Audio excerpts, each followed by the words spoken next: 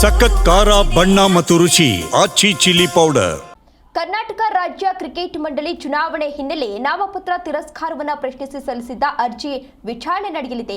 N Shanthakumar ಸಲ್ಲಿಸಿದ್ದ ಅರ್ಜಿ ವಿಚಾರಣೆ ನಡೆಯಲಿದೆ. ಅಧ್ಯಕ್ಷ ಸ್ಥಾನದ ಅಭ್ಯರ್ಥಿ ಪಟ್ಟಿಯನ್ನು ಪ್ರಕಟಿಸದಂತೆ ಆದೇಶವನ್ನು ಹೊರಡಿಸಲಾಗಿದೆ. ಇನ್ನು ಅಧ್ಯಕ್ಷ ಸ್ಥಾನದ ಆಕಾಂಕ್ಷಿಗಳಿಗೆ ಹೈಕೋರ್ಟ್ ಈಗಾಗಲೇ ನೋಟಿಸ್ ಅನ್ನು ನೀಡಿತ್ತು. ನಾಳೆಗೆ ಅರ್ಜಿಯ ವಿಚಾರಣೆಯನ್ನ ಹೈಕೋರ್ಟ್ ಮುಂದೂಡಿದೆ ಎನ್ನುವ ಮಾಹಿತಿ ಇದೀಗ ಲಭ್ಯವಾಗ್ತಾ ಇದೆ. ಟೀಂ ಇಂಡಿಯಾದ ಮಾಜಿ ವೇಗಿ ವೆಂಕಟೇಶ್ ಪ್ರಸಾದ್ ಅವರು ಕರ್ನಾಟಕ ರಾಜ್ಯ ಕ್ರಿಕೆಟ್ ಅಕಾಡೆಮಿ ಅಧ್ಯಕ್ಷರಾಗಿ ಈಗಾಗಲೇ ಅವಿರೋಧವಾಗಿ ಆಯ್ಕೆಯಾಗಿದ್ದಾರೆ. ವಿರೋಧಿ ಬಣದ ಅಭ್ಯರ್ಥಿ ಶಾಂತಕುಮಾರ್ ಅವರ ನಾಮಪತ್ರ ತಿರಸ್ಕೃತಗೊಂಡ ಹಿನ್ನೆಲೆಯಲ್ಲಿ ಚುನಾವಣೆಗೂ ಮುನ್ನವೇ ವೆಂಕಟೇಶ್ ಪ್ರಸಾದ್ ಅವರು ಅವಿರೋಧವಾಗಿ ಈಗಾಗಲೇ ಆಯ್ಕೆಯಾಗಿದ್ರು.